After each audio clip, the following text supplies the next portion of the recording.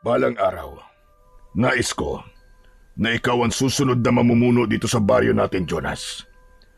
Nakikita ko ang kabutihan ng iyong puso at ang likas na pagtulong mo sa mga nangangailangan. Gusto ko na ipagpatuloy mo ang akin na simulan, anak. Pero tay, wala naman po akong interes sa politika eh. Isa pa, hindi naman kailangan na magkaroon pa ako ng posisyon sa gobyerno para makatulong, di ba? Aba, kung ayaw ni Jonas, tay, ako na lang. Di niyo po na itatanong pangarap ko talaga maging kapitan kagaya niyo. Gusto ko yung tinitingala ko ng mga tao at iginagalang. Yung para bang takot sila sa akin. Napatingin si Jonas sa kanyang nakatatandang kapatid na si Tomas. Umiling si Kapitan Leon habang nakatingin kay Tomas na sa sandaling yon ay may ngisi sa muka. Tomas, mas makabubuti kung mag-focus ka na lamang sa negosyo natin. Alam mo naman doon ka magaling. Doon kita inaasahan. Pero tatay, kung hindi interesado si Jonas, edi ako na lang. Mahirap pilitin ang ayaw. Kilala niyo naman ako. Lahat ng gusto niyo sinusunod ko nang walang tanong-tanong. Pwes, ang gusto ko ay sa negosyo ka mag-focus. Isa pa, Tomas, hindi ka maaaring mamuno sa baryong ito kung ang gusto mo lang ay katakutan ka ng mga tao. Ang pagiging kapitan ay tungkol sa paglilingkod sa bayan at pagkakaroon ng malasakit sa kapwa. At ikaw naman, Jonas, pag-isipan mo mabuti ang sinasabi ko sa'yo. Pasensya na po tay, pero mas gusto ko po ng tahimik na buhay. Kaya ko pong tumulong kahit wala po akong katungkulan. Bumuntong hininga si Kapitan Leon, bagamat may lungkot sa mga mata nito sa pagtutol ni Jonas, ay hindi na ito nagalit sa kanya. Naiintindihan kita, anak. Pero sana maisip mo rin kung gaano kahalaga na magkaroon ng isang tao na may malasakit sa baryo natin.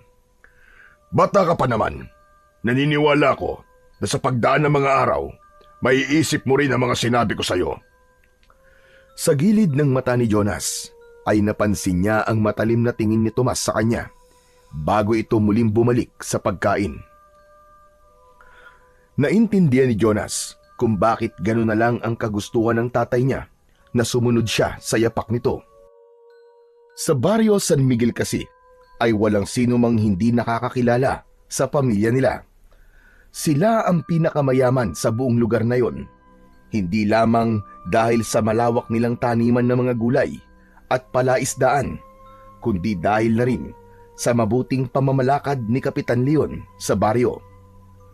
Sa loob ng mahigit 2 dekada, pinangunahan ni Kapitan Leon ang kanilang komunidad ng may matuwid na pamumuno. Hindi tulad ng ibang lider na inuuna ang pansariling interes. Madalas itong tumutulong sa mga mahihirap at kapag may sakuna, gaya ng bagyo. 2 lamang silang anak nito, habang ang kanilang ina naman ay namayapa na dahil sa malubhang sakit.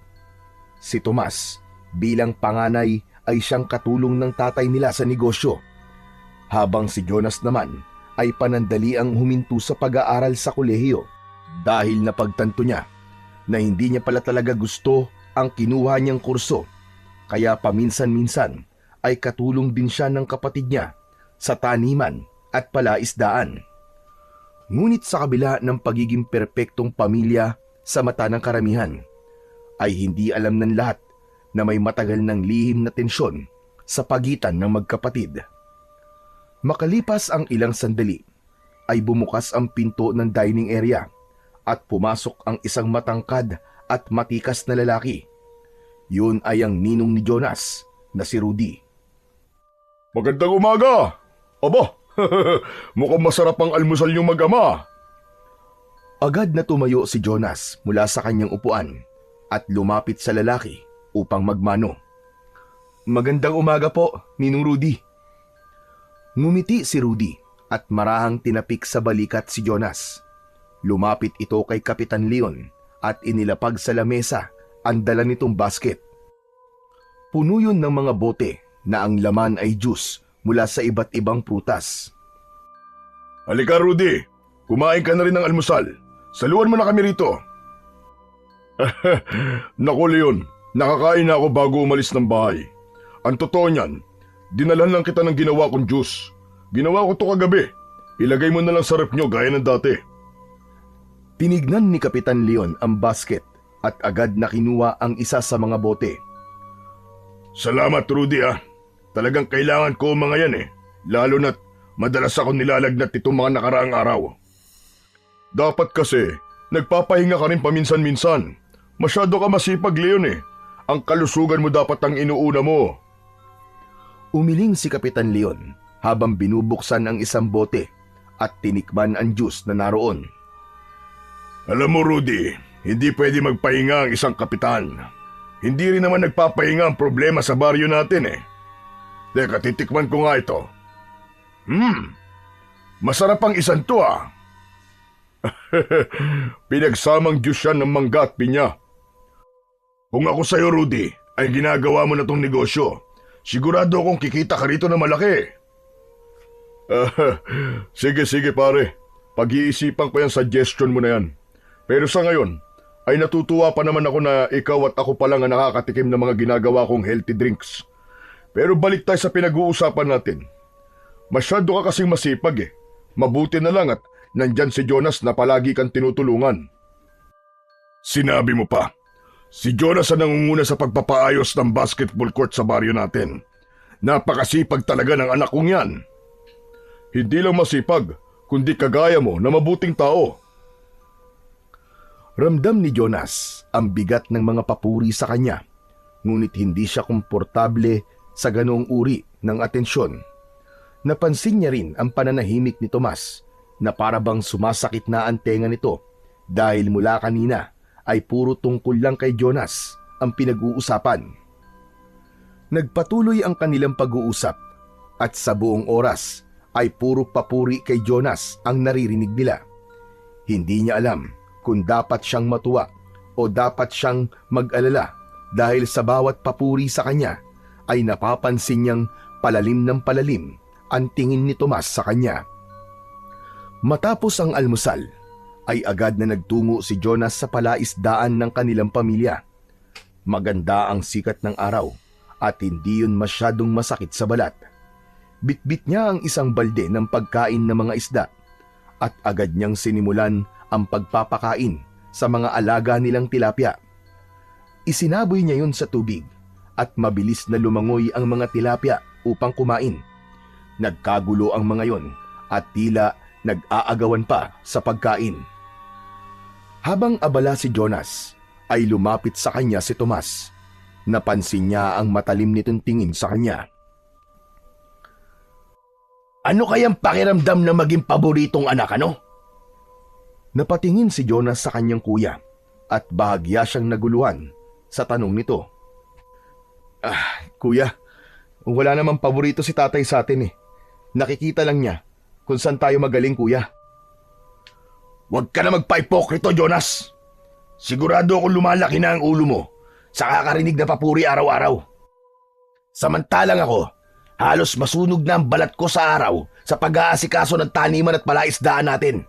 Pero ni isang papuri mula kay tatay ay wala akong naririnig. Pero ikaw, konting kilos mo lang ay para ka ng santo kung purihin.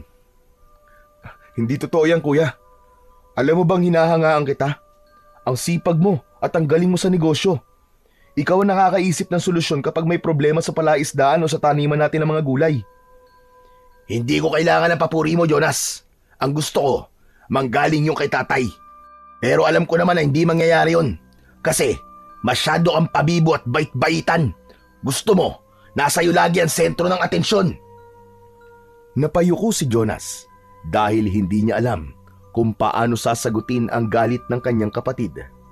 Hindi naman niya ginusto ang espesyal na pagtingin ng kanilang ama at para sa kanya ay ginagawa lang niya kung ano ang alam niyang tama.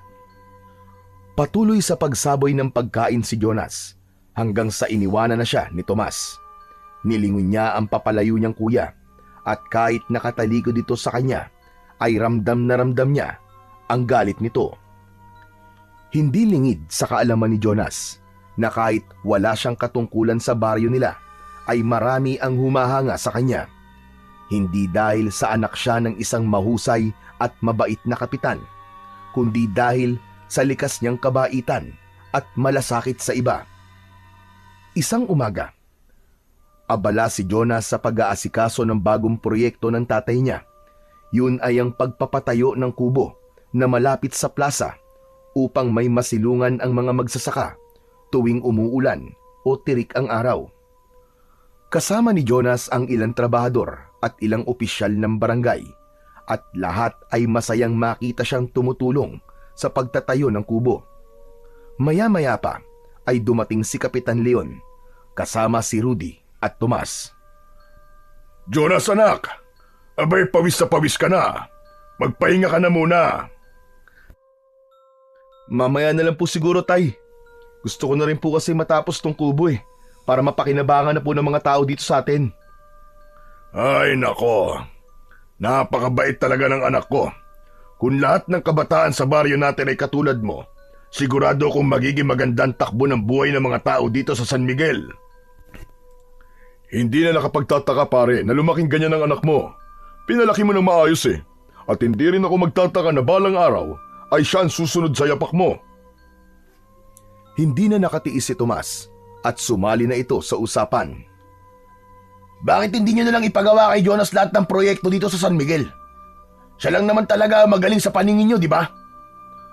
Nagulat si Kapitan Leon sa sinabing yun ni Tomas. Tomas, ano ba yung pinagsasasabi mo? Bakit tay? Nahiya ka bang marinig ng mga tao na hindi pantay ang trato niyo sa amin dalawa? Totoo naman ang sinasabi ko Ano bang silbi ko sa pamilyang to kung sa kanya lang umiikot ang mundo niyo? Huwag kang magsalita ng ganyan, Tomas. Hindi mo naiintindihan ang sinasabi mo. Hindi nga ba? O baka hindi mo lang kayang aminin na si Jonas talaga ang paborito mong anak? Naturingan kang tatay, pero wala kang alam sa pagbibigay ng pantay na atensyon sa mga anak mo. Dalawa na nga lang kami, pero hindi mo pa magampanan ng maayos ang pagiging tatay mo, lalo na sa akin. Biglang nanlaki ang mga mata ni Kapitan Leon. Napahawak ito sa dibdib na tila ba may matinding sakit na biglang umatake rito. Mabilis namang lumapit si Jonas sa tatay niya at inalalayan ito. Tay! Tay, ano nangyayari sa inyo? Leon, ano nangyayari sa'yo? Hindi nagtagal ay bumagsak si Kapitan Leon sa lupa at tuluyang nawalan ng malay. Malakas na sumigaw si Jonas upang humingi ng tulong.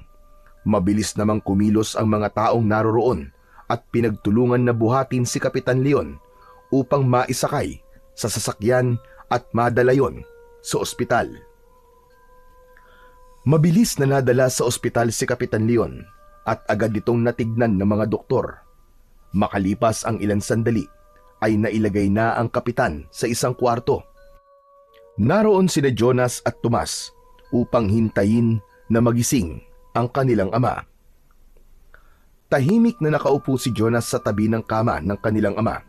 Nakatingin siya dito habang may awa na nararamdaman. Ilang sandali pa ay bumukas ang pinto ng kwarto at pumasok ang isang lalaking doktor na hawak ang medical chart ni Kapitan Leon. Agad na tumayo si Jonas at Tomas at naghintay sila sa sasabihin ng doktor. Wala namang kaming nakitang seryosong problema sa kalusugan ng tatay niyo. Ayon sa pagsusuri, mukhang napagod lang siya ng gusto, kaya siya nawalan ng malay. Mabuti naman po pala kung ganun, doktor. Bagamat wala siyang malubhang sakit, kailangan pa rin niya magpahinga. May irireseta akong ilang gamot at vitamins para mas mabilis siya makabawi ng lakas. Iniabot ng doktor kay Jonas ang reseta na agad naman niyang tinanggap. Maraming salamat po, doktor. Walang anuman.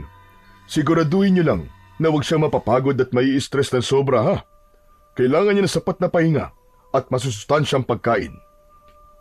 Matapos yun ay nagpaalam na ang doktor at lumabas na ng silid. Hindi nagtagal ay si Rudy naman ang dumating na may dalang isang supot ng iba't ibang prutas. Anong sabi ng Dr. Jonas? Nakita ko nakalalabas lang dito ng doktor ni Leon. Wala naman daw pong seryosong sakit si tatay. Pagod lang daw po siya kaya nawalan po ng malay. Heto nga po, may mga gamot at vitamins po siyang kailangang inumin para mabilis po siya makabawi ng lakas. Tumango si Rudy saka tumingin kay Tomas. na nakatayo sa gilid ng kama. Ikaw, Tomas, wala ka bang balak humingi ng tawad sa tatay mo? Kung hindi mo sana siya sinagot ng ganon, hindi sana siya mawawala ng malay kanina dahil sa sobrang sama ng loob sa'yo. Aba, ako na naman ang may kasalanan? Lahat na lang talaga ng bagay kasalanan ko. Kasalanan ko bang napagod siya at ayaw niya magpahinga? Aba, Tomas, ano bang ugali ang meron ka? Ikaw na nga to may maling ginawa, tapos ikaw pa may ganang magalit. Ay nako, ano pa nga bang bago? Palagi naman akong mali tapos si Jonas perpekto. Makaalis na nga, nakakabanas na dito. Padabog na lumabas ng kwarto si Tomas at hindi man lang ito lumingon. Kuya Tomas, sandali! Akmang susundan sana ni Jonas ang kanyang kapatid, ngunit agad siyang pinigilan ng kanyang ninong sa pamamagitan ng paghawak sa kanyang balikat. Hayaan mo muna siya, Jonas. Hayaan mo siyang mapag-isipan ang ginawa niya. Sa ngayon, ang tatay mo muna ang bigyan mo ng atensyon. Nag-aalangan man ay tumango na lang si Jonas at muling naupo sa tabi ng kanyang ama. Mas pinili niyang ipagdasal na sana ay makarecover kagad ang tatay niya. Makalipas ang ilang araw, sa wakas ay nailabas na ni na Jonas si Kapitan Leon mula sa ospital. Si Rudy ang nakaalalay sa kapitan habang naglalakad sila palabas ng ospital. O dahan-dahan lang paring Leon ha, hindi ka pa lubusang malakas. Kaya ko naman maglakad na mag-isa, Rudy. Hindi naman ako baldado. Napailing si Rudy at tumingin kay Jonas. Alam nilang matigas talaga ang ulo ni Kapitan Leon kaya hindi na sila nagulat sa inasal nito. Nang makasakay na sila sa sasakyan, ay maingat na pinaandar ni Jonas ang kotse. Habang binabagtas nila ang daan pauwi, ay nag-usap sina Kapitan Leon at Rudy tungkol sa mga nangyari sa bayan habang nasa ospital ito. Paring Rudy, anong balita sa San Miguel?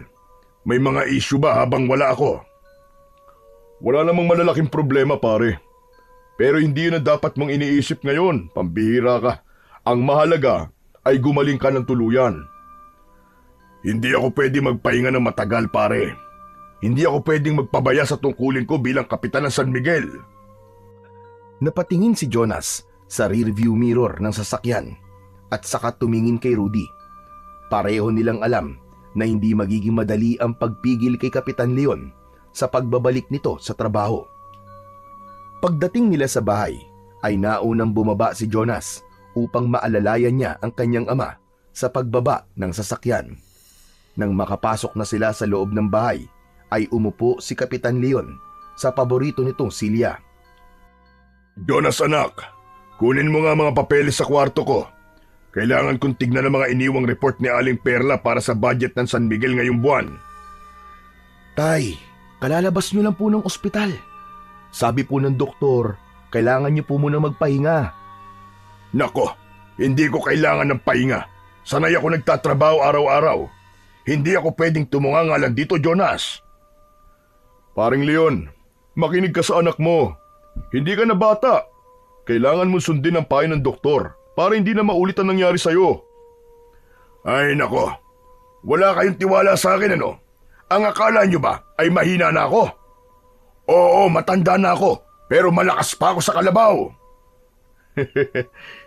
Hindi naman po namin iniisip po na mahina kayo, Tay.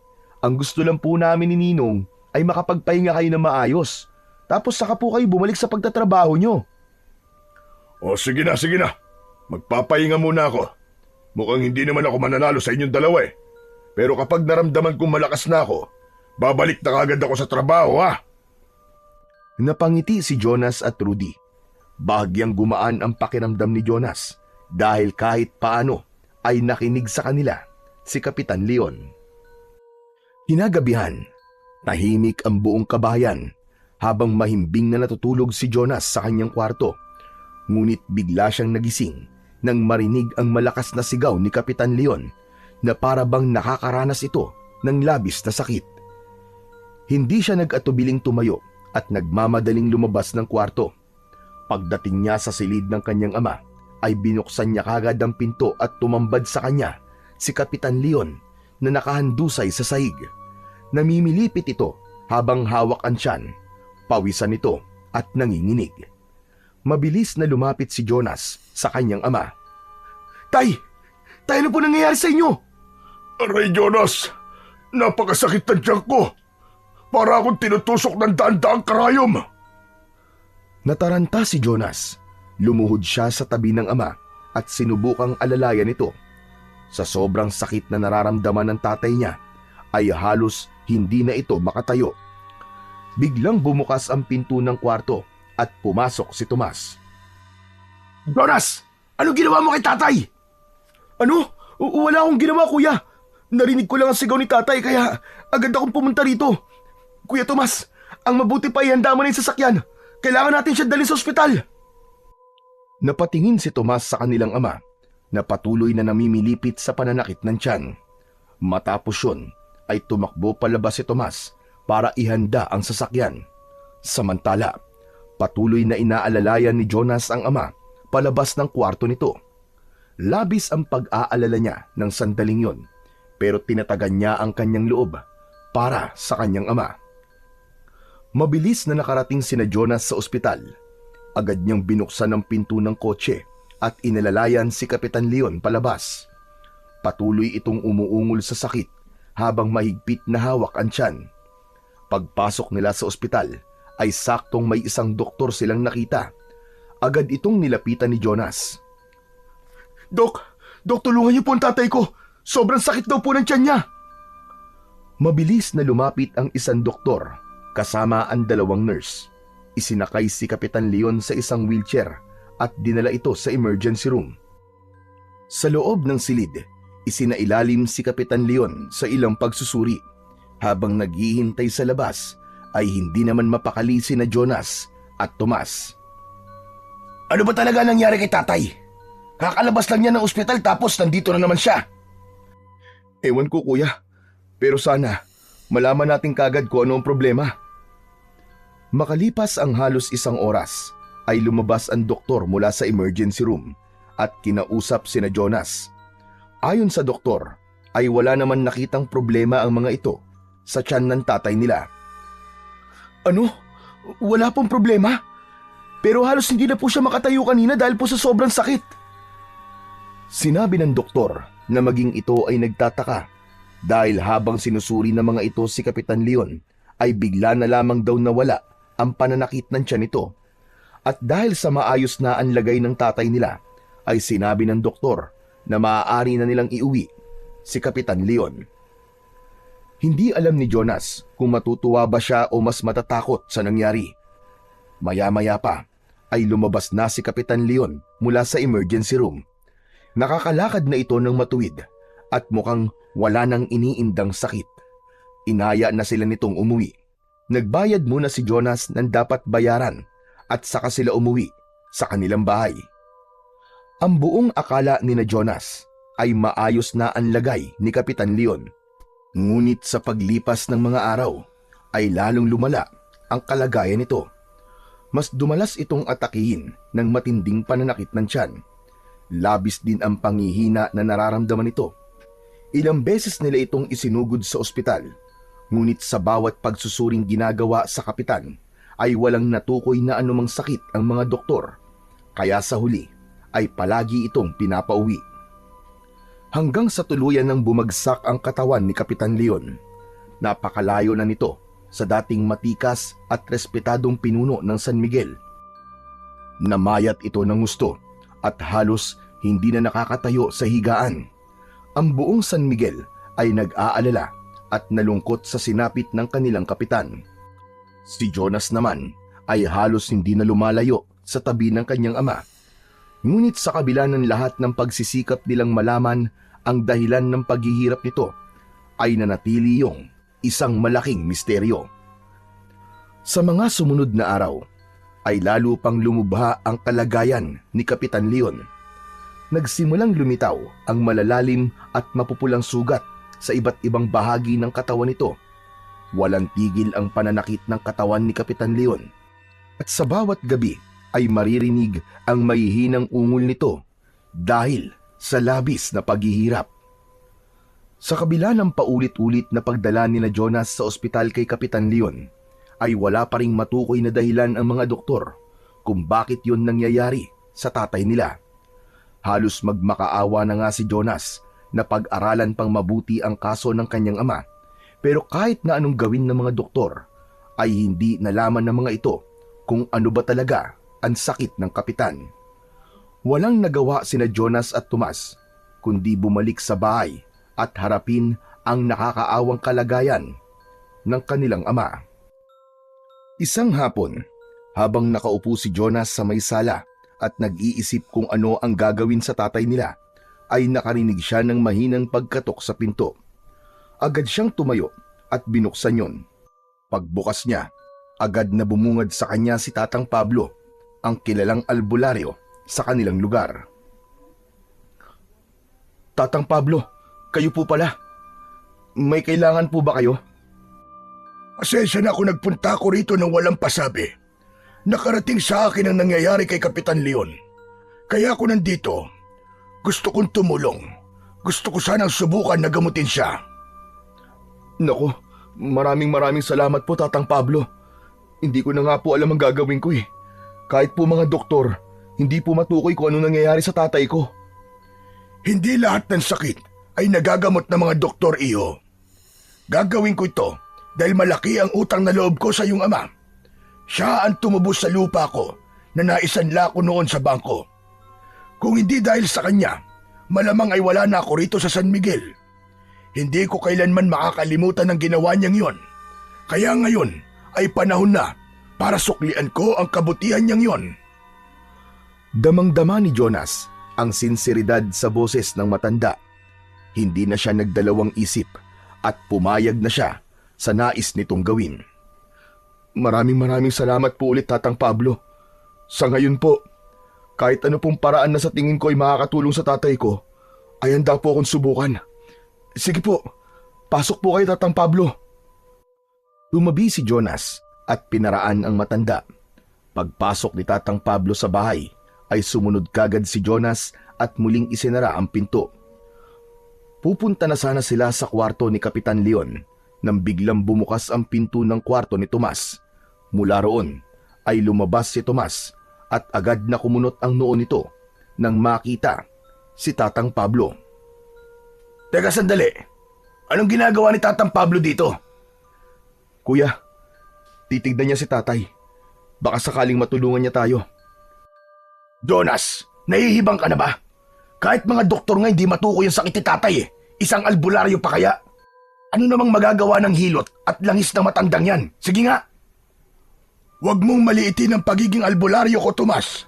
Hindi lahat ng sakit ay kayang ipaliwanag ng mga doktor. At ano, Tatang Pablo? Aasahan namin na may langis o halamang gamot kang gagamitin, tapos bigla na lang siyang gagaling? Huwag niyo akong gawin tanga. Sigurado akong gusto mo lang pagkakitaan ng sakit ni tatay. Wala akong balak na humingi ng kahit na anong sentimo bilang kabayaran. Ginagawa ko ito dahil may utang na loob ako sa inyong ama. Hindi nakapagsalita si Tomas sa sinabing yun ni Tatang Pablo. Matapos yun ay bumukas ang pinto at pumasok si Rudy na halatang nagtataka sa nangyayari. Teka, ano bang kaguluhan ito? Nasa labas pa lang ako dinig na dinig ko ng sigaw mo, Tomas. Si Jonas kasi, gusto niyang gamutin ng albularyong yan si tatay. Hindi makapaniwalang tumingin si Rudy kay Jonas. Jonas, seryoso ka ba? Wala nga nagawa mga doktor sa tatay niyo, tapos ipapaubaya mo lang kay Tatang Pablo ang sakit ng tatay niyo? Ninong, may naiisip pa ba kayong ibang paraan para gumaling si tatay? Hindi niyo ba nakikita kung ano nangyayari sa kanya? Wala tayong sagot na makuha sa mga doktor. Isa pa, sa tuwing nakikita ko nahihirapan siya ay para ako mamamatay. Desperado na po ako, Ninong. Kung may kahit 1% na pag-asa na gumaling si tatay sa pamamagitan ni Tatang Pablo, ay aasa ako sa napakaliit na porsyentong yun. Hindi na napigilan ni Jonas ang maluwa. Tumingin siya kay Tatang Pablo at tumango. Halika Tatang, tignan niyo na po si tatay. Wala nang nagawa si Tomas at Rudy, kundi panoorin silang dalawa habang papunta sa kwarto ni Kapitan Leon. Habang papalapit sila sa pinto, lalo pang bumigat ang pakiramdam ni Jonas na tila may hindi maipaliwanag na puwersang bumabalot sa silid ng kanyang ama. Pagpasok nila sa kwarto ay nakita nila si Kapitan Leon na mahimbing nang natutulog. Sumunod sa kanila si Tomas at Rudy na kapwa nag-aalinlangan sa ginagawa ni Jonas. Naglakad-lakad si Tatang Pablo sa paligid ng kwarto. Palinga-linga ito na parang meron itong hinahanap. Maya-maya pa ay lumapit ito sa kamay ng kapitan. Kinuha nito ang dalawa nitong kamay at pinaglapit nito ang dalawang hinliliit sa kamay ni Kapitan Leon. Kinabahan si Jonas nang umiling ang matandang albularyo. "Tatang, ano pong nakikita nyo?" Kinukulam ang tatay niyo, Jonas. Iyan na nga ba ang sinasabi ko eh. Ganyan naman palagi ang mga albularyo eh. Kapag hindi kayang ipaliwanag ang sakit, sasabihin kagad kinukulam, o kaya naingkanto, o kaya nakatapak ng duwende. Ano pang bago dyan? Malinaw ang palatandaan na nakita ko. May isang taong may matinding inggit sa tatay niyo at inuunti-unti siyang patayin ito. Gusto namang kukulam kay Kapitan Leon na pahirapan muna siya bago siya mamatay. Nanlaki ang mga mata ni Jonas. Naramdaman niyang tila bumigat ang hangin sa loob ng kwarto at nagsimulang bumilis ang tibok ng kanyang puso. "Kung ganun, Tatang Pablo, ano pong kailangan nating gawin? Paano po natin maililigtas si tatay?" Jonas, seryoso ka ba? Huwag kang basta-basta maniniwala sa sinasabi ng matandang yan. Mas mabuti pang dali natin ang tatay mo sa Maynila at ipa-ospital sa isang kilalang ospital doon. Ngunit hindi pinansin ni Jonas ang sinabi ng kanyang ninong at sa halip ay bumaling siya kay Tatang Pablo. "Tatang, sabihin niyo na po kung ano pong dapat nating gawin." Kailangan kong bumalik sa bahay ko para kunin ang mga gamit ko. Susubukan kong kontrahin ng kulam bago pa tuluyang mapahamak ang tatay mo. Pagkasabi nun ni Tatang Pablo ay agad itong lumabas ng kwarto. Tahimik na nagpalitan ng tingin sina Tomas at Rudy bago naglakad palapit kay Jonas. "Jonas, sigurado ka ba rito? Ipagkakatiwala mo ang buhay ni tatay sa isang albularyo?" "Bakit kuya?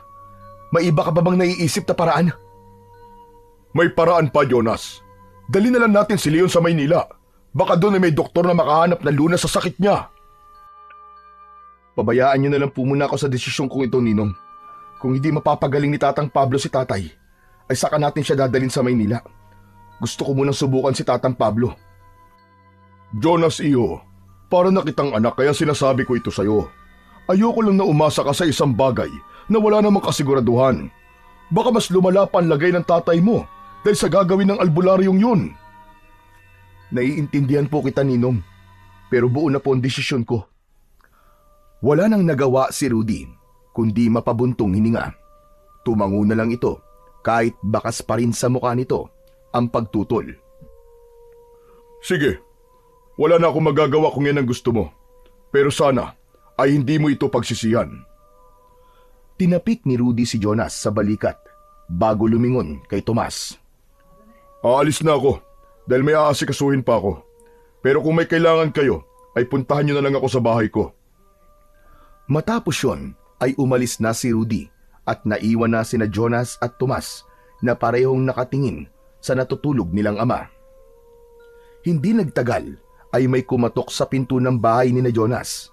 Agad na binuksan ni Jonas ang pinto at bumungad sa kanya si Tatang Pablo na may dalang bag na yari sa abaka. Pinapasok ni Jonas ang matandang albularyo at nagtungo sila sa kwarto ni Kapitan Leon. Saktong pagpasok nila ay nagising na ang kapitan. Aba teka, anong ginagawa ni Tatang Pablo dito? Ay, nandito po si Tatang Pablo para subukan po kayong gamutin. Ang sabi po niya ay kinukulam daw po kayo. Ganun ba? Ang totoo ay gusto ko nang papuntahin si Tatang Pablo dito para magpatingin. Mabuti na lang at nandito ka na, Tatang Pablo. Iba na kasi talaga ang pakiramdam ko. Parang may bumubulong na boses sa loob ng ulo ko. Kung mapapagaling mo ko, ay tatanawin ko tong malaking utang na loob. Napangiti ng bahagya si Tatang Pablo. Pagkatapos ay marahang umiling. Huwag mong sabihin yan, Kapitan. Kung tutusin, ay ako pa nga ang may utang na loob sa'yo. Pwede bang tama na ang drama? Gawin mo nang dapat mong gawin, Tatang Pablo. Napatingin si Tatang Pablo kay Tomas, ngunit hindi ito nagsalita. Tumango ito at sinimulan na nitong ilabas ng isa-isa ang mga gamit nito. Tahimik na pinapanood ni na Jonas at Tomas si Tatang Pablo habang inihahanda nito ang mga gamit. Nagsindi ng itim na kandila ang matanda sa mesa na katabi ng kama. Kinuha nito ang isang bote ng langis at ibinuhos ang ilang patak sa palad bago ipinikit ang mga mata. O Diyos ng liwanag, ako'y iyong gabayan. Tulungan mo kong iwaksi ang masamang enerhiya na bumabalot kay Kapitan Leon. Marahang nilagyan ni Tatang Pablo ng langis ang noo at dibdib ni Kapitan Leon habang patuloy ang pagbulong nito ng mga orasyon. Nagsimula itong mag-ikot sa kama at umihip ng hangin sa 4 na sulok ng higaan ni Kapitan Leon. Biglang dumaing si Kapitan Leon. Kinabahan si Jonas pero hinayaan lang niya si Tatang Pablo at ibinigay niya rito ang kanyang tiwala. Ngunit nang mas lalong namilipit sa sakit si Kapitan Leon, ay napahakbang na siya para lapitan ito. Huwag! Huwag kang lalapit, Jonas! Diyan ka lang! Lalong lumakas ang daing ni Kapitan Leon. Nanginig ang buong katawan nito. Nagsimula itong pagpawisan habang ang mga kamay nito ay mariing nakakuyom. Biglang bumuga ng itim na usok ang kandilang sinindihan ni Tatang Pablo sa tabi ng kama. Agad nitong dinampot ang itim na bato at inilapit sa dibdib ni Kapitan Leon. Ngunit biglang nagkabitak-bitak ang bato at nadurog sa palad ng albularyo. Napasinghap si Tatang Pablo at agad na umatras. Nanginginig ang kamay nito habang nakatingin sa pira-pirasong bato.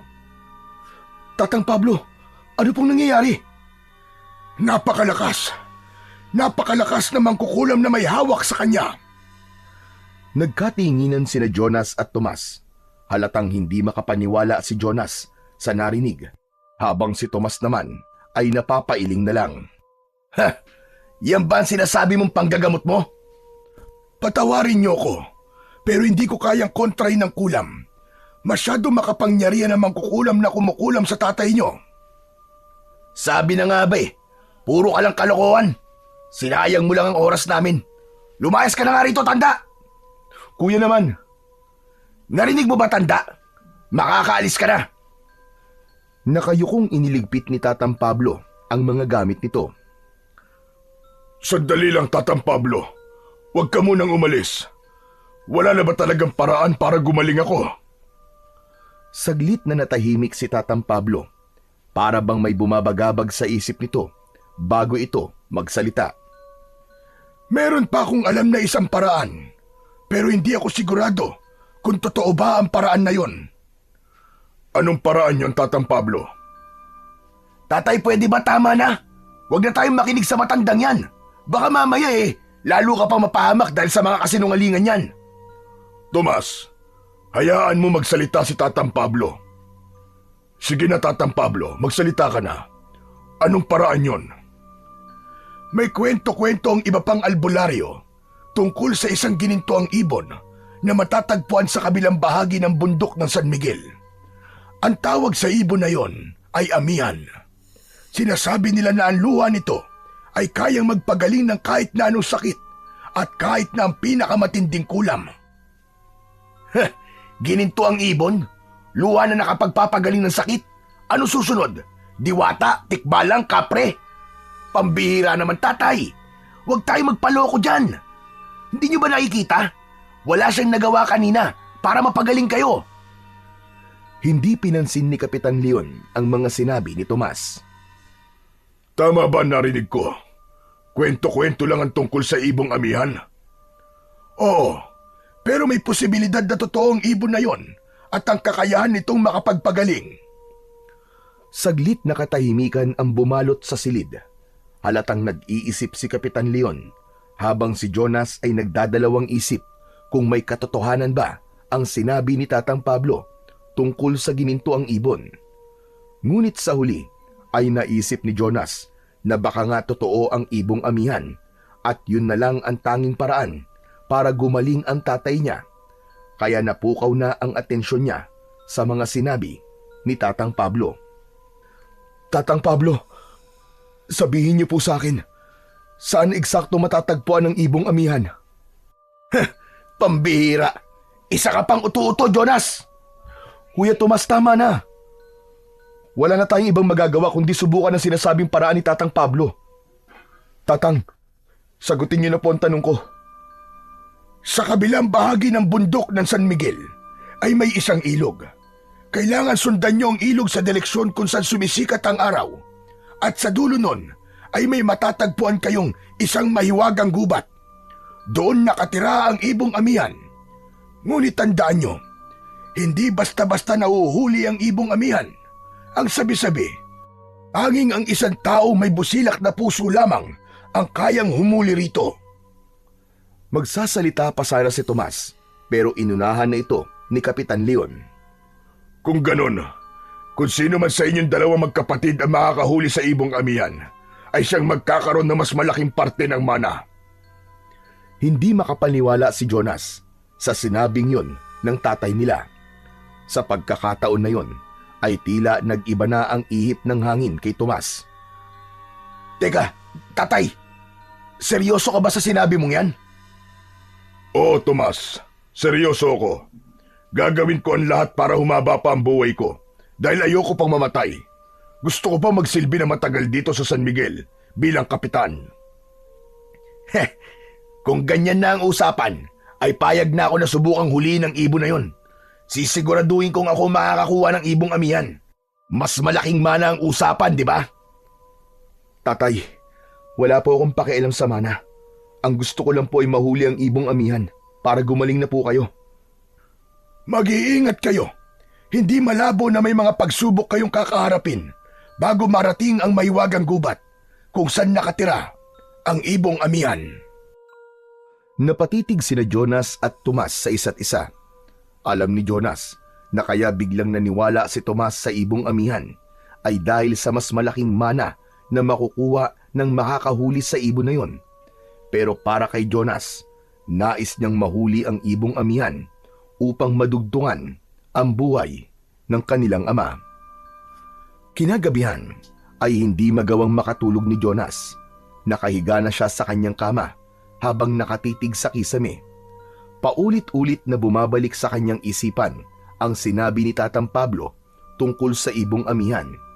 Hindi pa rin siya kumbinsido kung totoo nga ba ang naturang ibon, pero wala na siyang nagawa kundi maniwala dahil sa desperado na siyang gumaling ang kanyang ama. Napabuntong hininga si Jonas at bumangon. Naglakad siya palabas ng kanyang silid. Tinungo niya ang kwarto ng kanilang ama at maingat niyang binuksan ang pinto upang silipin ito. Nagulat si Jonas nang gising pa pala si Kapitan Leon. Tinawag siya nito, kaya wala na siyang nagawa kundi pumasok at lumapit. Tay, bakit gising pa po kayo? Malapit na po magmadaling araw ah. Dapat po nagpapahinga na po kayo. Hindi ako makatulog sa pag-iisip, anak. Nakita ni Jonas ang bahagyang pagniwi ng ama. Alam niyang merong masakit dito, pero ayaw lang nitong sabihin. Tay, talaga po bang naniniwala kayo sa ibong amihan? Hindi ko alam, Jonas. Hanggang ngayon ay duda pa rin ako. Pero wala akong ibang pagpipilian. Desperado na akong gumaling. Pero tay, hindi niyo na kami kailangan bigyan pa ng pabuya ni Kuya para hanapin po ang lunas sa sakit niyo. Anak niyo po kami. Dapat lang po na gumawa kami ng paraan para gumaling kayo. Huminga ng malalim si Kapitan Leon at saglit na tumingin sa labas ng bintana bago muling bumaling kay Jonas. Jonas, anak, alam kong kahit walang pabuya, ay mag-isa kang pupunta sa tirahan ng ibong amihan. Pero ayoko magpunta ka ron na mag-isa, anak. At kilala ko si Tomas. Kikilos lang siya kung may kapalit. Ginawa ko yun para dalawa kayong magkapatid na humuli sa ibong amihan. Umusog si Jonas palapit kay Kapitan Leon at hinawakan niya ang kamay nito na halos butot balat na. Tay, pangako, susubukan ko pong hulihin at iuwi ang ibong amihan para gumaling na po kayo. Sige, maraming salamat anak. Aasahan ko yan. Matamlay na ngumiti si Kapitan Leon. Hindi na napigilan ni Jonas ang pagpatak ng kanyang mga luha. Alam niyang mahirap at delikado ang misyon nila ni Tomas, pero gagawin niya ang lahat para sa kanyang ama. Makalipas ang isang araw, ay nagdesisyon na sina Jonas at Tomas na magtungo sa mahiwagang gubat na sinabi ni Tatang Pablo. Naghanda na sila ng mga gamit na kailangan nilang dalhin sa kanilang paglalakbay. Nagdala sila ng mga pagkain, tubig, kutsilyo at lubid. Hindi nila alam kung anong mga panganib ang kanilang haharapin sa kanilang paglalakbay, kaya mas mabuting maging handa sila. Nasa bahay nila ng umagang yun sila Tatang Pablo at Rudy. Tahimik na nakamasid ang dalawa sa magkapatid habang patuloy ang kanilang paghahanda. Noong isang araw ay nasabi na ni Jonas kay Rudy ang tungkol sa ibong amihan, kaya alam na nito kung para saan ang paghahandang ginagawa nila ni Tomas. Jonas, sigurado ka na ba sa gagawin nyo? Wala tayong kasiguraduhan kung totoo nga ang ibong amihan. Paano kung isa lang yung alamat? Ninong, wala na pong atrasan to. Mas mabuti na pong subukan namin kaysa habang buhay kami magsisi kung bakit hindi namin sinubukang hulihin ang ibong amihan. Hindi ko alam, pero talagang kinakabahan ako sa gagawin nyo magkapatid. Nang matapos na ang paghahanda ng magkapatid, ay nagpunta sila sa kwarto ng kanilang ama. Nakita nila si Kapitan Leon na nanghihinang nakahiga sa malaki nitong kama. Lumapit sila rito at umupo sa gilid ng higaan nito. Tatay, aalis na po kami ni Kuya Tomas para hulihin po ang ibong amihan. Mag-iingat kayo. Protektahan niyo ang isa't isa kung kinakailangan. Ipagdarasal ko na magtagumpay kayo sa inyong misyon at makauwi kayo ng ligtas at buhay. Pangako po, tay. Babalik po kaming dala ang ibong amihan. Matapos ang maikling pag-uusap, ay lumabas na ang magkapatid sa kwarto ng kanilang ama. Muling lumapit si Rudy kay Jonas. Mag-iingat kayo, Jonas. Sana'y matagpuan niyo ang hinahanap niyo. Salamat po, Ninong Rudy. Kayo na po muna ni Tatang Pablo ang bahala kay tatay. Tumango si Rudy at nagsimula ng maglakad sina Jonas palabas ng kanilang bahay. Habang papalayo sila, ay isang huling tingin ang ibinigay ni Jonas sa kanilang tahanan. Muli siyang nangako sa isip niya na magtatagumpay sila ni Tomas sa paghuli sa ibong amihan. Nang makarating sina Jonas at Tomas sa paanan ng bundok, ay inihanda nila ang kanilang sarili upang simulan ang pag-akyat. Mataas at masukal ang daan paakyat sa bundok na yon. Naunang naglakad si Tomas. Mabilis ang mga hakbang nito na parang meron itong hinahabol. Habang si Jonas naman ay maingat ang bawat pagakbang kahit alam niya na kaya niyang sabayan ang kanyang kapatid. Ilang sandali pa ay napansin niyang lumalayo na si Tomas kaya tinawag niya ito. Kuya Tomas! Baka naman pwedeng hintayin mo ko! Kung babagal-bagal ka ay talagang iiwanan na lang kita. Hindi ako papayag na abutin tayo ng dilim bago makarating sa gubat na yon. Isa pa, kailangan ako makahuli sa ibong amihan. Kapag ako nakakuha nun, ay mas malaki ang mamanahin ko kaysa sayo. Napahinto si Jonas saglit. Hindi dahil sa pagod, kundi dahil sa sinabi ng kanyang kapatid. Hindi niya maintindihan kung bakit ang mana pa rin ang iniisip ni Tomas sa ganoong sitwasyon. Kuya, wala naman akong pakialam kahit mas malaki ang manahin mo eh.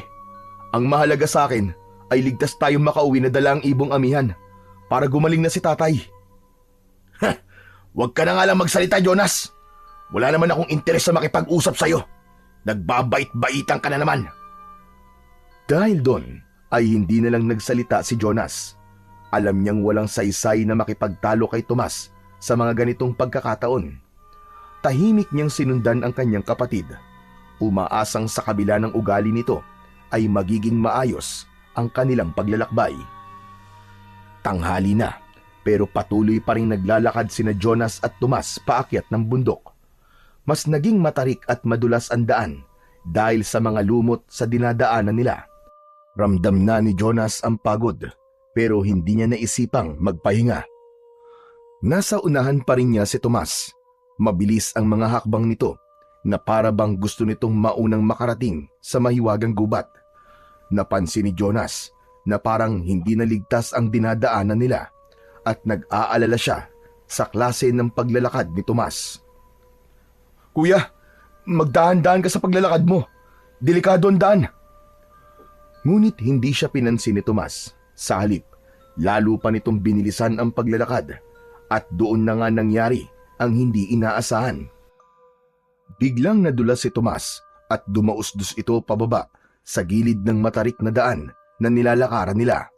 Napasigaw ito habang pilit na humahanap ng makakapitan. Sa kabutihang palad, sa huling sandali ay nagawa nitong makakapit sa isang nakausling bato. Jonas! Jonas, tulungan mo ako! Ayoko pang mamatay! Tulungan mo ako! Agad na kinuha ni Jonas sa kanyang bag ang baon niyang lubid. Itinali niya ang isang dulo ng lubid sa isang matibay na puno. Pagkatapos ay itinapon ang kabilang dulo kay Tomas. Kuya! Kumapit ka na mahigpit sa lubid! Daan-daan kang umakyat! Kahit takot na takot, ay mahigpit na kumapit si Tomas sa lubid. Ginamit nito ang lahat ng lakas nito upang makaakyat. Makalipas ang ilang sandali, ay tuluyan ng nakaahon si Tomas. Habol nito ang paghinga at bakas sa mga mata nito ang matinding takot. Inilahad ni Jonas ang isa niyang kamay para tulungang makatayo si Tomas. Ngunit imbis na tanggapin ang kamay niya, ay masama siyang tinignan ni Tomas at tumayo ito ng mag-isa. Kasalanan mo to eh! Kung hindi mo ako kinausap kanina, hindi ako madudulas. Ang dami-dami mo laging sinasabi. Ang ingay-ingay mo, kaya nawawala ako sa focus. Ano? Ako pa ngayon na may kasalanan? Sino pa ba? Sigurado ako na ginusto mo na mangyari to sa akin. Nanlaki ang mga mata ni Jonas sa sinabi sa kanya ni Tomas. Hindi siya makapaniwala na pagkatapos niya tong iligtas ay pag-iisipan pa siya nito ng hindi maganda. Tumalikod na si Tomas at nagpatuloy na sa paglalakad na parang walang nangyari.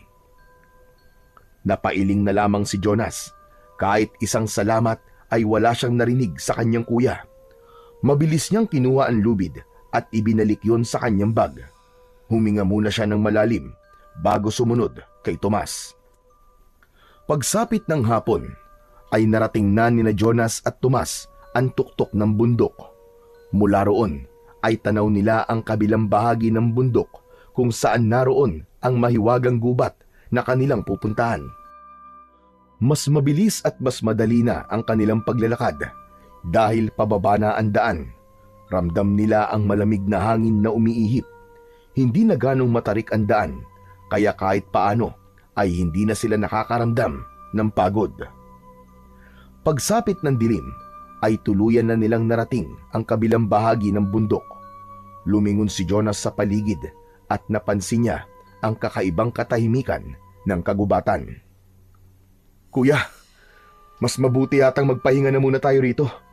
Palipasin na lang natin ang gabi at bukas na tayo magpatuloy sa paglalakad." Ano magpahinga? Naduduwag ka lang kaya gusto mong huminto. Ayaw mo maglakad sa dilim. Malapit na tayo, Jonas. Sayang ang oras kung titigil pa tayo rito. Hindi ako natatakot, kuya. Pero mas delikado kung maglalakad tayo ng ganitong oras. Ikaw, kung gusto mo magpatuloy, sige. Hindi kita pipigilan. Basta, magpapahinga muna ako. Bahala ka sa buhay mo. Maganda nga yun eh, para siguradong ako makakahuli sa ibong yun. Diyan ka na, duwag!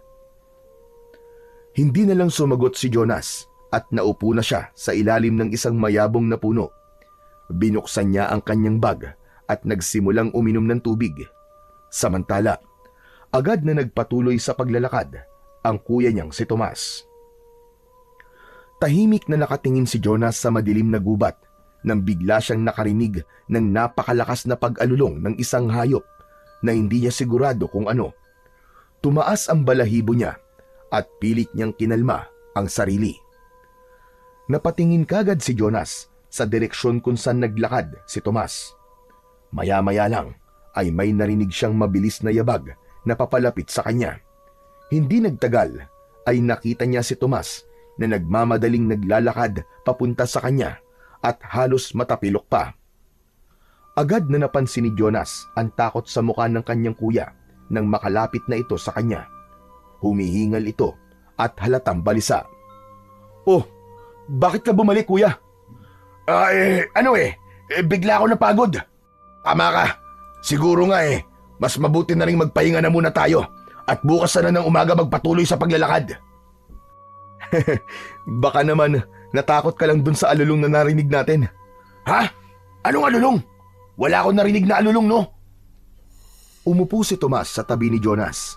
Kinuha nito ang bag nito at naglabas ng pagkain at tubig. Hindi napigilan ni Jonas ang mapailing at mapatawa ng mahina.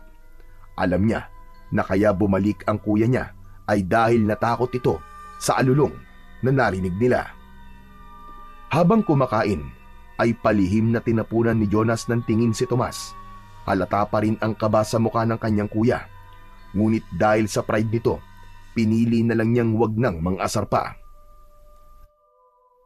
Pagkatapos nilang kumain, ay nahiga na sa lupa si Tomas. Ginamit nitong unan ang dala nitong bag.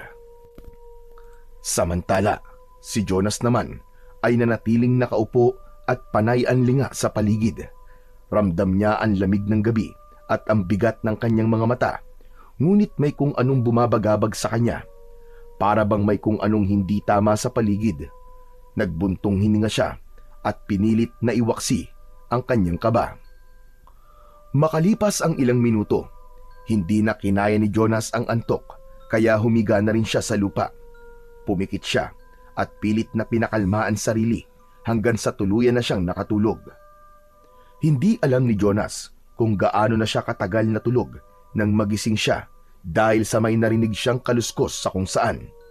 Bumangon siya at umupo sa lupa habang nakasandal ang likod sa puno. Pinakiramdaman niya ang paligid at inisip na baka guni-guni lamang ang kaluskos na gumising sa kanya. Nanatiling tahimik ang paligid ng ilang segundo hanggang sa nakarinig siya ng mabibigat na yabag na papalapit sa kinaroroonan nila ng kuya Tomas niya.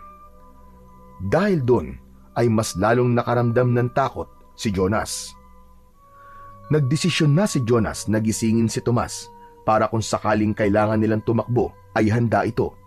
Malakas niyang niyugyug ang balikat ng kanyang kuya. "Kuya! Kuya, gising! May paparating!" Ano ba, Jonas? Istorbo ka sa pagtulog ko eh.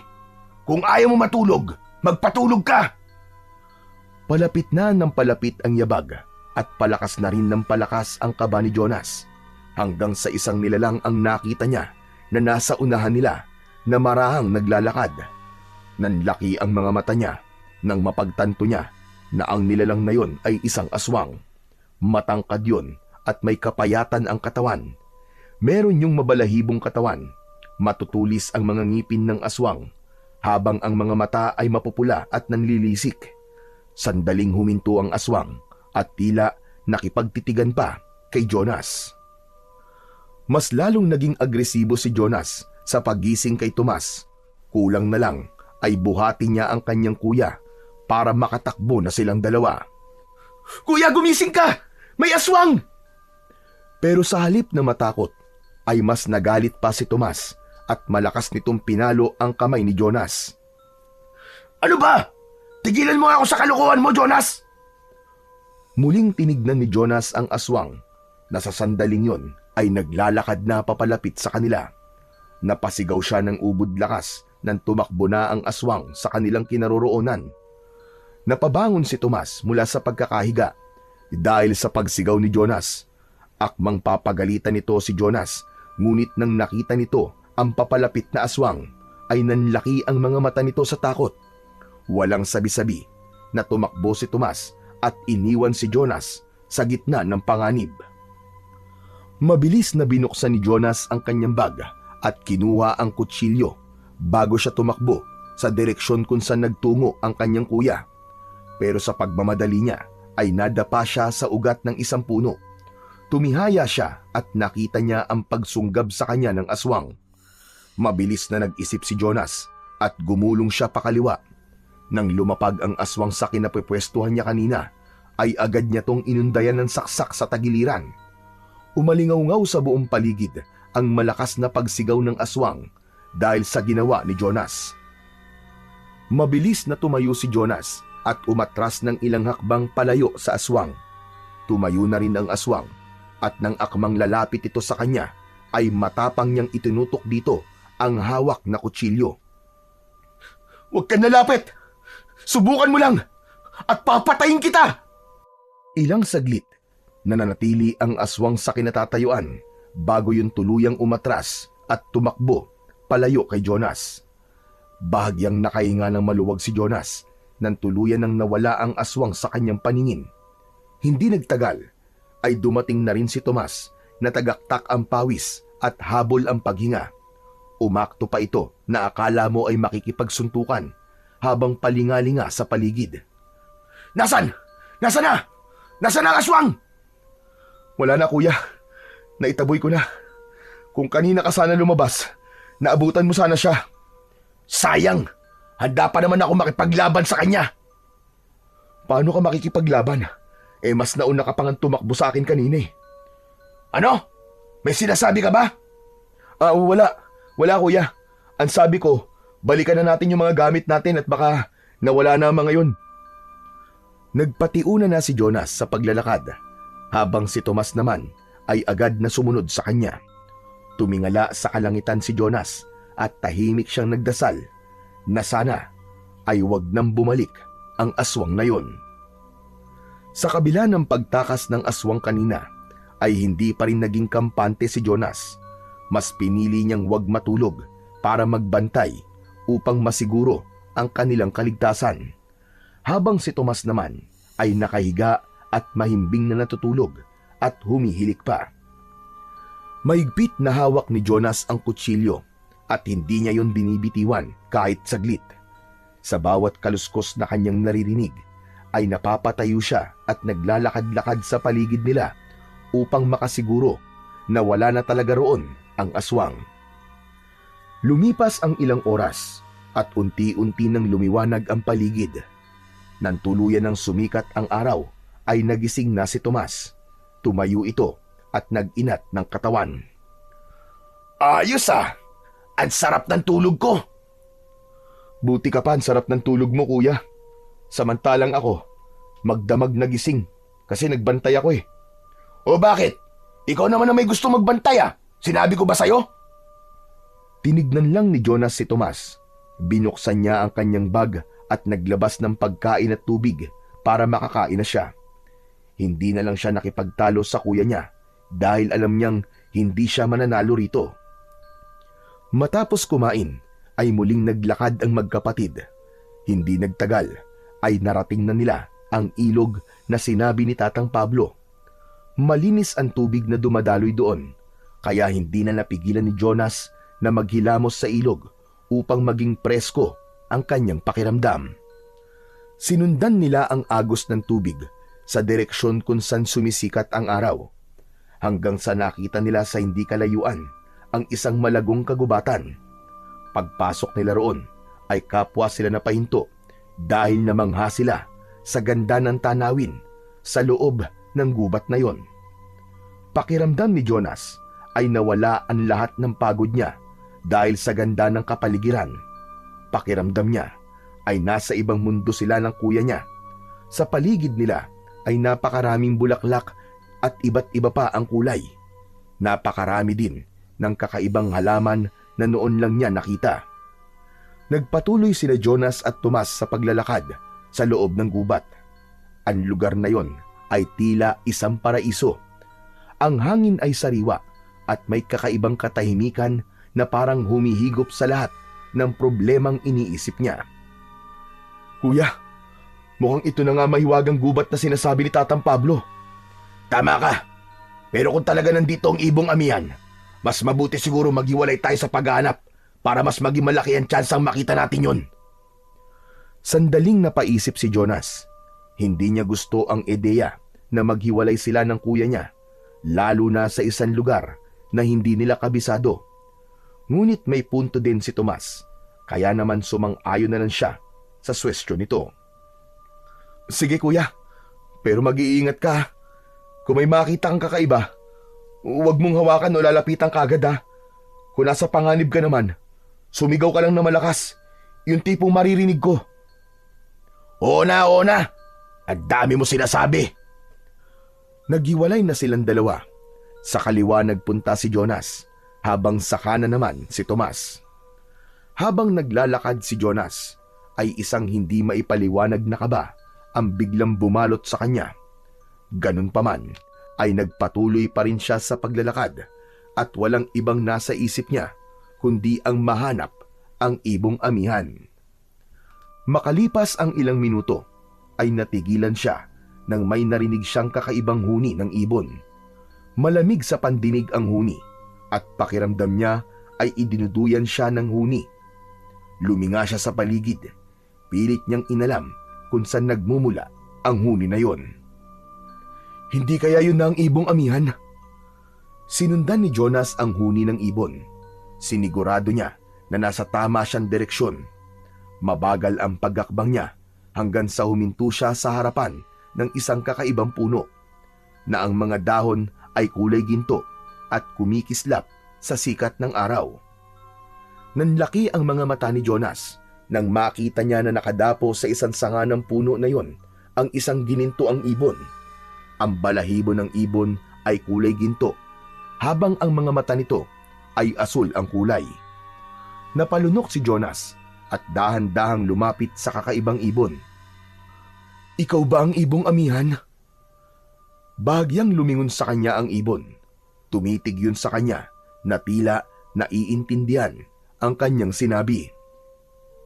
Sigurado ako na ikaw na nga ang ibong amihan. Ibong amihan, pakiusap. Kailangan ko ang tulong mo. Kinukulam ang tatay ko at ayoko mamatay siya. Kailangan mong sumama sa akin. Ikaw lang ang makakapagpagaling sa kanya. Tahimik na tinitigan siya ng ibon, ngunit hindi ito gumalaw mula sa pagkakadapo nito sa sanga. Para bang sinusukat nito ang kanyang sinseridad. Pakiusap, ibong amihan. Mahal na mahal ko ang tatay ko. Hindi ko kakayanin kung mawawala siya. Napakabuti niyang tao para maranasan niya ang ganung bagay. Siya ang nagturo sa akin kung paano maging matatag. Lagi siyang nasa tabi ko at hindi niya ako pinabayaan kailanman. Napapikit si Jonas upang pigilan ang luwang nais kumawala sa kanyang mga mata. Napayuko siya at doon niya pinakawalan ang kanyang mga luha. Hindi nagtagal ay nagulat siya nang maramdaman niya ang maingat na pagdapo ng ibong amihan sa kanyang balikat. Umangat ang mukha ni Jonas at hindi siya makapaniwala nang masiguro niya na ang ibong amihan ang nasa kanyang balikat. Ibong amihan, pumapayag ka na ba na sumama sa akin? Naramdaman ko ang sinseridad ng iyong mga sinabi. Alam kong dalisay ang iyong hangarin kung bakit nais mo kong sumama sa iyo. Hindi na nagawang makapagsalita ni Jonas sa labis na kasiyahan. Kung pwede lang niya sanang yakapin ang ibong amihan, ay kanina pa niya yon ginawa. Pinunasan niya ang mga luwang dumaloy sa kanyang pisngi at ngumiti. Napagtanto niya na dahil pumapayag na ang ibong amihan na sumama sa kanya, ay may pag-asa ng mailigtas niya ang kanyang ama mula sa bingit ng kamatayan.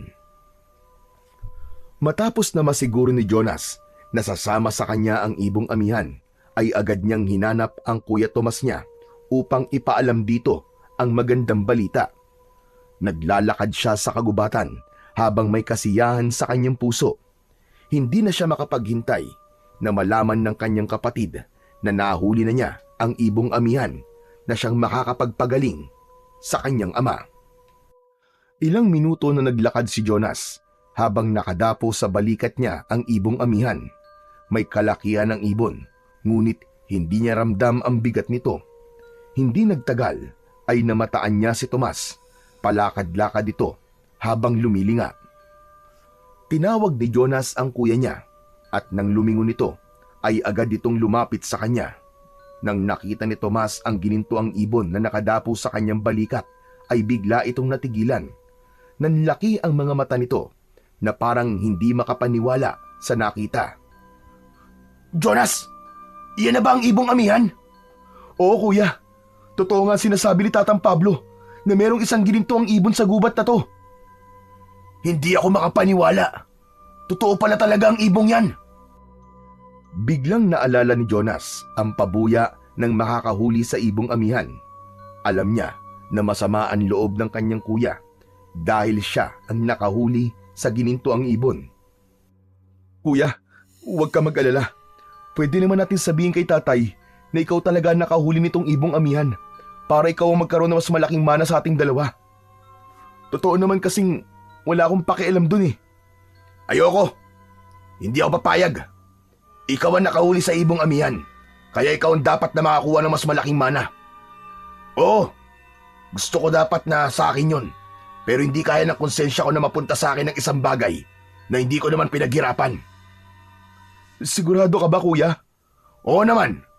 Hindi ko ipagkakait sa iyo ang nararapat na gantimpala mo. Ngumiti si Jonas. Bagamat hindi niya inaasahan ang mga ganong salita sa kanyang kuya Tomas, ay naramdaman niya ang sinseridad sa mga salita nito. Naisip niya na baka yun na ang simula ng pagkakaayos ng relasyon nilang magkapatid. Hindi na nag-aksaya ng oras sina Jonas at Tomas. Sinimulan na nila ang paglalakad pabalik sa kanilang bahay. Nasa balikat pa rin ni Jonas ang ibong amihan habang patuloy silang naglalakad pa uwi. Hindi pa rin siya makapaniwala na may ganong klaseng nilalang na nabubuhay sa mundo. Ang ginintuang balahibo nito ay nagniningning sa ilalim ng araw. Tila napakalambot ng balahibo ng ibon dahil sumasayaw yon sa mahinang pag-ihip ng hangin. Dumaan muli sila sa ilog at sa pagkakataon na yon ay tila mas naging malayo at matagal ang kanilang paglalakad bago sila nakarating sa paanan ng bundok. Hapon na nang magsimula silang umakyat sa bundok. Mabigat na ang kanilang mga akbang at unti-unti nang nakakaramdam ng pagod si Jonas. Ngunit hindi siya tumigil sa paghakbang. Alam niyang kailangang makarating sila sa kanilang tahanan bago mahuli ang lahat. Maya-maya pa ay napahinto si Jonas nang mapansin niyang hindi na sumusunod si Tomas sa kanya. Lumingon siya at nakita niya ang kanyang kuya na nakayuko at malalim ang paghinga. Kita sa mukha nito ang labis na panghihina.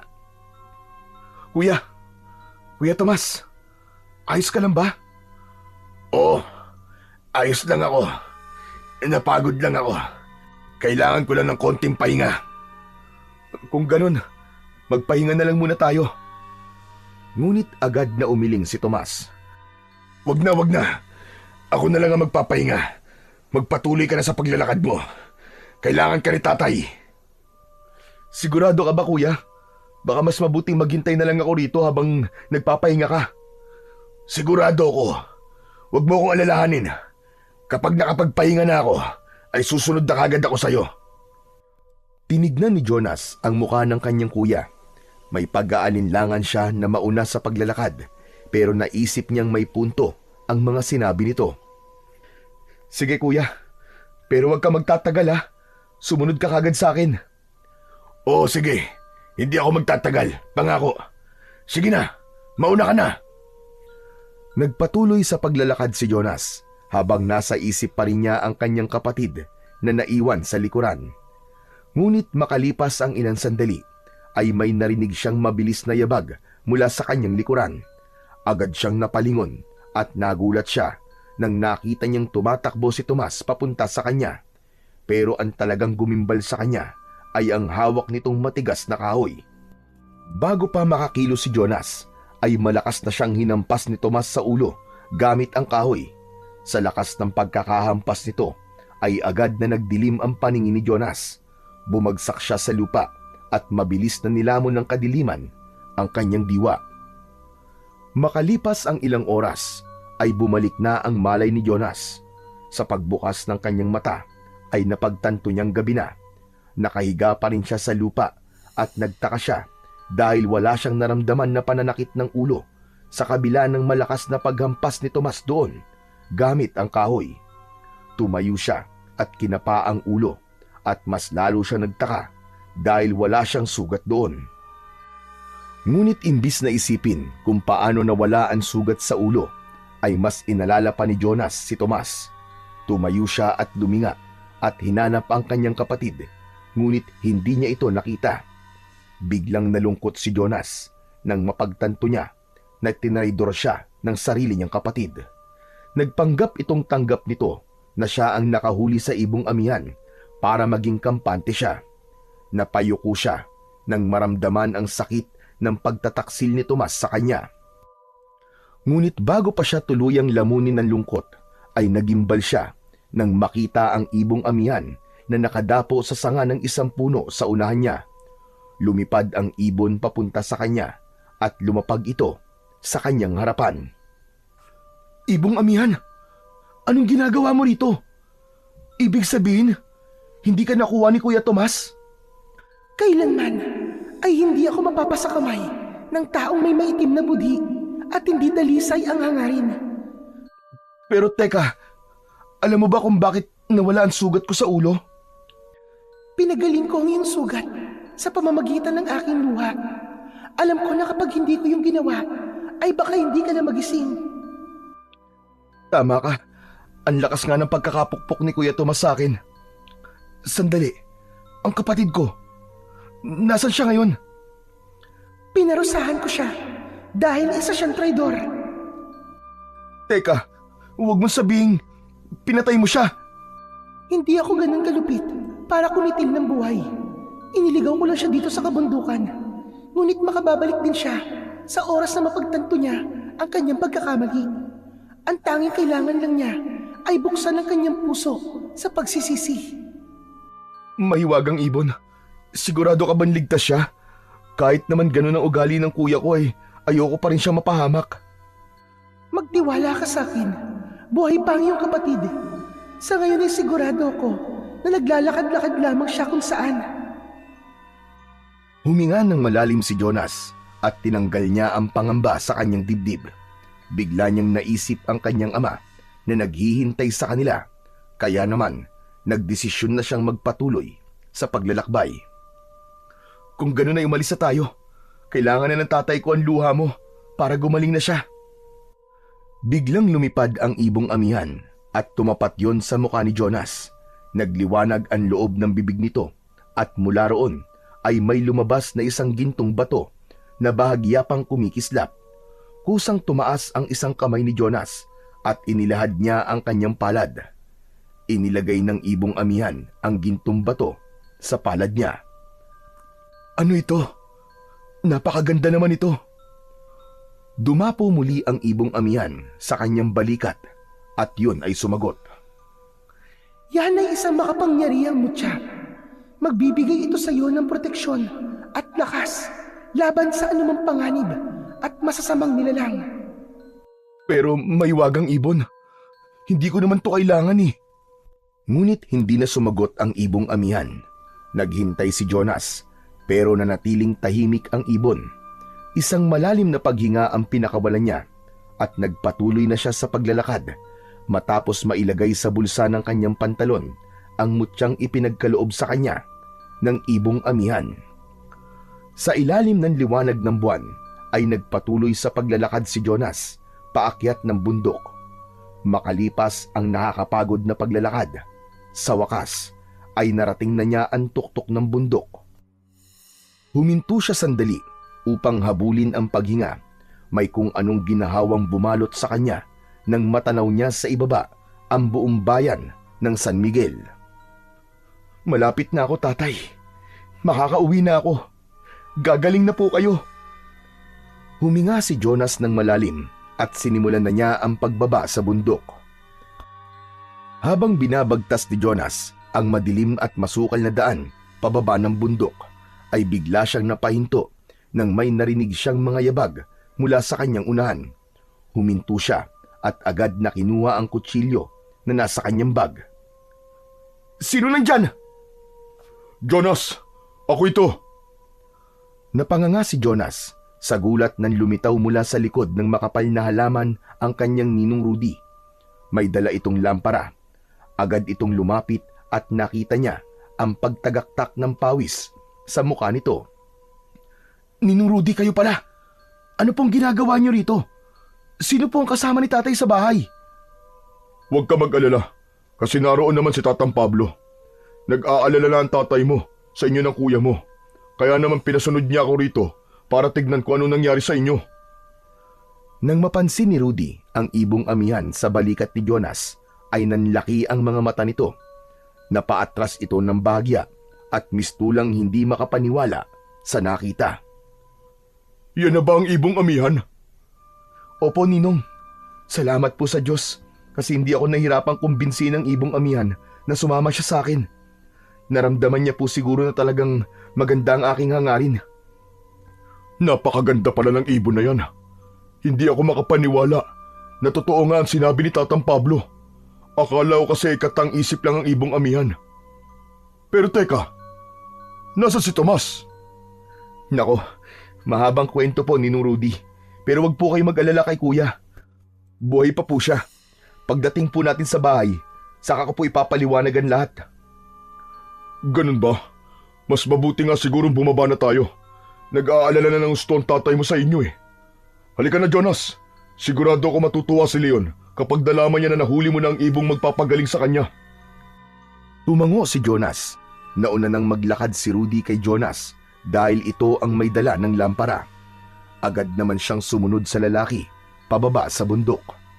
Hindi maitago ni Jonas ang kasiyahan dahil nagtagumpay siyang mahuli ang ibong amihan. Kung maaari lang sanang hilahin niya ang oras, ay ginawa na niya. Nais na kasi niya talagang gumaling ang tatay niya dahil ilang linggo na itong pinapahirapan ng kumukulam dito. Mas naging madali at mabilis na ang paglalakad ni Jonas dahil pababa na sila ng bundok. Kahit dala niya ang lunas sa sakit ng kanyang ama, ay hindi pa rin niya mapigilan ang mag-alala para dito. "Ninong, kumusta na po pala si tatay?" Mas lumala ang lagay niya, Jonas. "Ano pong ibig niyo sabihin?" Bago ako umalis ng bahay para sundan kayo, ay bigla siyang nagsuka ng dugo na may kasamang mga insekto. Ayon kay Tatang Pablo, baka sa susunod na araw ay mamatay na si Leon kung hindi siya mapapagaling ng ibong amihan. Hindi mamamatay si tatay, Ninong. Hindi magtatagumpay ang hayop na mangkukulam na yun sa balak niya sa tatay ko. Hindi na nagsalita pa si Rudy. Habang lumalalim ang takot ni Jonas, ay may napansin siyang kakaiba sa kanyang ninong. May nakita siyang pulang mantsa sa tagiliran ng suot nitong damit. Tinignan niya yon ng matiim hanggang sa mapagtanto niya na dugo ang mantsang yon. "Ninong, sandali. Bakit po may dugo ang damit niyo?" Biglang tumigil sa paglalakad si Rudy, ngunit hindi ito humarap kay Jonas. Ito ba? Sumabit ako sa isang matulis sa sanga habang paakyat ng bundok. "Pero kung sumabit kayo sa sanga, bakit hindi punit ang damit niyo?" Natahimik si Rudy. Hindi ito kagad nakasagot. Sa sandaling yon, bumalik sa alaala ni Jonas ang aswang na umatake sa kanila ni Tomas. Natandaan niya na nasaksak niya ng kutsilyo sa tagiliran ang aswang. Sa tingin ni Jonas ay may sugat sa tagiliran si Rudy, at dahil sa paglalakad nito ay dumudugo yun ng sandaling yon. Nanlamig si Jonas habang unti-unting nabuo sa kanyang isipan ang isang nakakakilabot na konklusyon. "Huwag mong sabihing ikaw ang aswang na umatake sa amin ni Kuya Tomas." Dahan-dahang humarap si Rudy sa kanya. Isang malamig at nakakatakot na ngisi ang sumilay sa labi nito. Napakatalino mo talaga, Jonas. Sa tingin ko ay wala na akong maililihim pa sa'yo. "Kung ganon, isa kang aswang, Ninong. Pero paano? Kailan pa?" Noon pa man ay aswang na ako. Tutal, nalaman mo na ang sikreto ko Hindi na masama kung sabihin ko sa iyo ang lahat. Saglit na natahimik si Jonas, ngunit ang kanyang titig sa kanyang ninong ay hindi niya inalis. Ako ang kumukulam sa tatay mo, Jonas. Matagal ko nang gustong mawala ang tatay mo. Masyado siyang pabida sa San Miguel. Lahat ng tao ay iniidolo siya. Siya ang laging pinupuri. Pero ako, isa lang akong anino sa tabi niya. Pero hindi na ngayon. Anong ibig mong sabihin? Papatayin ko ang tatay mo, Jonas. At kapag nangyari yon, sino ang magiging bagong kapitan ng San Miguel? Hindi ba't ako? Dahil ako malapit niyang kaibigan. Napakayabang kasi ng tatay mo. Magkatulad kayo na bait-baitan. Pero ang totoo ay nasa loob ang kulo niyo. Hindi totoo yan. Hindi mayabang si tatay. Sadyang inggitero ka lang, ninong. Pinagkatiwalaan ka ng pamilya namin. Tapos ganito ang igaganti mo sa amin? Wala na akong pakialam sa mga sasabihin mo. Bakit hindi mo na lang isipin kung bakit ko sinasabi ang lahat ng ito sa'yo? Biglang kinabahan si Jonas sa sinabi ng kanyang ninong na aswang. Bakit? Dahil papatayin mo ko? Hindi lang ikaw ang papatayin ko, Jonas, kundi pati ang ibong yan para hindi tuluyang gumaling si Leon. Matapos yung sabihin ni Rudy, ay nagsimula na itong magbago ng anyo. Mula sa pagiging tao, ay naging isa itong mabangis na aswang na may nakakatakot na anyo. Nanlilisik ang mapupula nitong mga mata habang nakatitig sa kanya. Napaatras si Jonas at nanginig siya sa takot. Hindi pa rin siya makapaniwala sa mga isiniwalat ni Rudy sa kanya ng sandaling yon. Pakiramdam niya ay isa lamang yung masamang panaginip. Isang nakakatakot na sigaw ang pinakawalan ng aswang bago ito sumugod papalapit kay Jonas. Sa bilis ng galaw nito ay hindi na nakaiwas si Jonas sa matatalas nitong mga kuko na sumugat sa kanyang braso. Napaatras siya sa sakit at nawalan ng balanse. Gumulong siya pababa at tumama ang likod niya sa isang malaking bato. Lumipad naman ang ibong amihan at dumapo sa sanga ng isang puno. Jonas! Gamitin mo mutyang ipinagkaloob ko sa'yo! Agad na kinapa ni Jonas ang kanyang bulsa at hinugot ang maliit na mutya. Maigpit niya yung hinawakan at sa isang iglap ay may dumaloy na kakaibang enerhiya sa kanyang katawan. Nawala ang panghihina niya at naramdaman niyang bumalik ang kanyang lakas. Mabilis siyang tumayo habang mahigpit na hawak ang kutsilyo. Muling sumugod ang aswang kay Jonas habang nakangisi. Itinaas ni Jonas ang kutsilyo at sinalubong ang mabangis na pagsalakay ng aswang. Nagpalitan sila ng mabibilis na pag-atake. Umiwas si Jonas sa malalakas na hampas ng kuko ng aswang habang nagpakawala naman siya ng mabilis na pag-atake gamit ang kutsilyo. Ramdam ni Jonas ang bagong lakas na ibinigay sa kanya ng mutya. Isang malalim na hiwa sa tagiliran ng aswang ang ibinigay ni Jonas dito. Napasigaw ang aswang, ngunit agad din yung sumugod sa kanya. Sinubukan ni Jonas na saksakin sa dibdib ang kalaban, pero mabilis nito yung naiwasan. Nabigla si Jonas nang biglang sumunggab ang aswang sa kanya. Muli siyang nawalan ng balanse at napahiga siya sa lupa. Pumaibabaw ang aswang sa kanya at pumatak pa sa mukha niya ang malapot nitong laway. Katapusan mo na, Jonas! Naramdaman ni Jonas ang mabigat na kamay ng aswang na nakatukod sa kanyang dibdib. Pilit siyang nagpupumiglas, ngunit napakalakas ng aswang. Hanggang sa nanlaki ang mga mata ni Jonas nang makita niya ang kanyang kuya Tomas na papalapit sa aswang. May hawak itong kahoy. Nang makalapit ito, ay ubod lakas nitong inihampas ang kahoy sa likod ng ulo ng aswang. Mabilis na humarap ang aswang kay Tomas. Sinamantala naman ni Jonas ang pagkakataon na yon na wala na sa kanya ang atensyon ng aswang at mabilis niyang isinaksak sa leeg ng aswang ang hawak niyang kutsilyo. Bumaling ang aswang sa kanya at hindi ito makapaniwala sa nangyari. Tumayo ang aswang habang hawak ang kutsilyong nakabaon sa leeg nito. Nang hugutin nito yon, ay sumirit ang malapot na dugo mula roon. Napaatras ang aswang habang tila kinakapos ito ng hininga. Patuloy ito sa pag-atras at hindi na nito napansin ang malalim na bangin sa likuran nito. Dahil sa patuloy na paghakbang ng aswang ng paurong ay nahulog ito sa bangin at bumulusok ito paibaba. Nang sandaling yun ay nakahinga na ng maluwag si Jonas. Tinulungan siyang makatayo ng kanyang kuya Tomas. "Walang yang ninong mo na yun? Aswang palang hinayupak?" "Narinig mo ang usapan namin ni Ninong kanina, kuya?" "Oo, kanina pa ako nakatago. Naghintay lang ako ng tamang pagkakataon para lumabas." "Salamat, kuya. Kung di mo ako iniligtas, malamang ay napatay na ako ni Ninong Rudy." "Wala yon. Hindi naman kita pwedeng pabayaan. Kasi kapatid kita."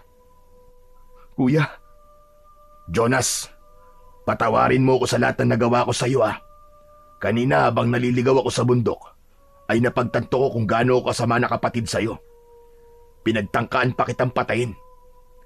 Masyado ako naging makasarili at inisip ko na ikaw ang paborito ni tatay. Palagi ko nakikita ang ginagawa niya para sa iyo, pero kahit minsan ay hindi ko nakita ang mga ginagawa ni tatay para sa akin." Nakangiting napaluwa si Jonas. Napakasaya ng puso niya dahil sa wakas ay naliwanagan na rin ang kanyang kuya.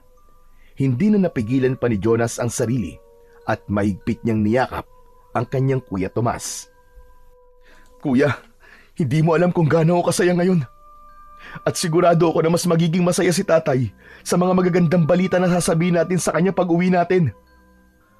At sa kabila ng pagod, sugat at hirap na pinagdaanan nila, ay nagpatuloy pa rin sila sa paglalakad pababa ng bundok, habang ang ibong amihan ay nakasunod sa kanilang magkapatid.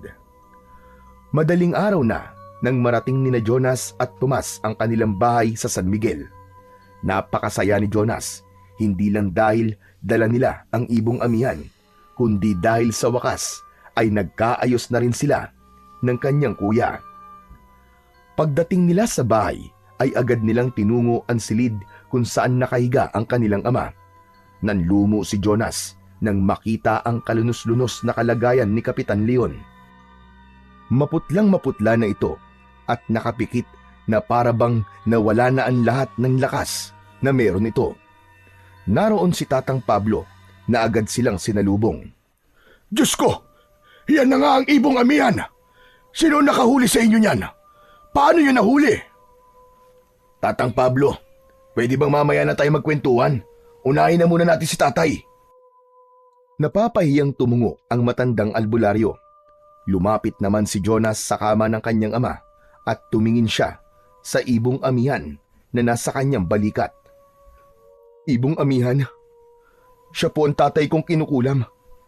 Pakiusap po, pagalingin mo siya." Lumipad ang ibong amihan sa ibabaw ni Kapitan Leon. Nagpaikot-ikot ito roon habang walang tigil na umuhuni. Maya-maya pa, mula sa mata ng ibon ay isang patak ng luha ang bumagsak sa noo ni Kapitan Leon. Sinipsip ng balat ng kapitan ang luha ng ibon at makalipas lamang ang ilang segundo ay bumukas na ang mga mata nito.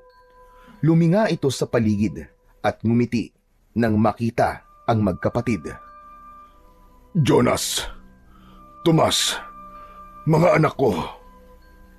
"Tatay, ano na pong nararamdaman niyo?"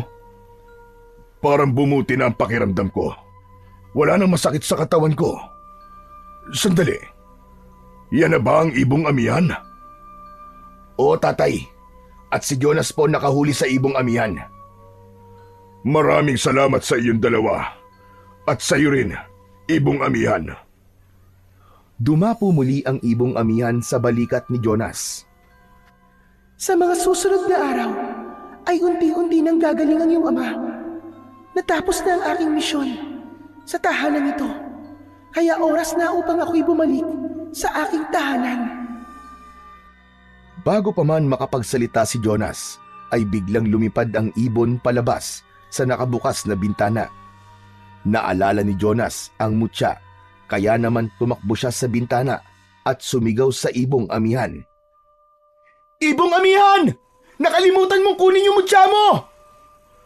Ngunit hindi lumingon ang ibon. Patuloy itong lumipad papalayo hanggang sa tuluyan na itong mawala sa kanyang paningin. Sandali lang, Jonas. Anong mutya ang sinasabi mo? Ipinakita ni Jonas ang maliit na mutyang hawak niya. Ito po, Tatang Pablo. Ibinigay po sa akin to ng ibong amihan. At nang gamitin ko po ito, nagkaroon po ako ng kakaibang lakas at tapang.